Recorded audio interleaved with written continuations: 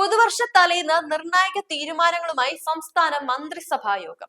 15ാം കേരള നിയമസഭയുടെ 16ാം സമ്മേളനം ജനുവരി 20 മുതൽ വിളിച്ചു ചേർക്കൽ ഗവർണറോട് ശുപാർശ ചെയ്തു.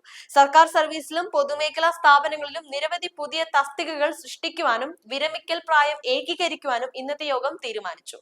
വിശദാംശങ്ങളിലേക്ക്. പുതുവർഷത്തിന് മുന്നോടിയായി സംസ്ഥാനത്ത് വിവിധ മേഖലകളിൽ തസ്തികകൾ സൃഷ്ടിക്കുവാനും വിരമിക്കൽ പ്രായം ഏകീകരിക്കുവാനും മന്ത്രിസഭ തീരുമാനിച്ചു. കൊച്ചി ക്യാൻസർ സെന്ററിലും ഫോറൻസിക് ലാബിലുമായി 171 തസ്തികകൾ സൃഷ്ടിക്കും.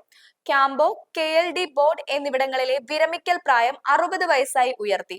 പഞ്ചായത്ത് ലൈബ്രറികളിലും നഴ്സറി സ്കൂളുകളിലും 10 വർഷത്തിലധികമായി ജോലി ചെയ്യുന്ന താൽക്കാലിക ജീവനക്കാരെ സ്ഥിരപ്പെടുത്തുവാനും തീരുമാനമായി.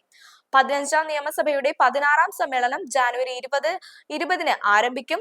ഉടുപ്പി കരിന്തളം വൈദ്യുതി ലൈൻ പദ്ധതിക്കായി പ്രത്യേക നഷ്ടപരിഹാര പാക്കേജും മന്ത്രിസഭ അംഗീകരിച്ചു.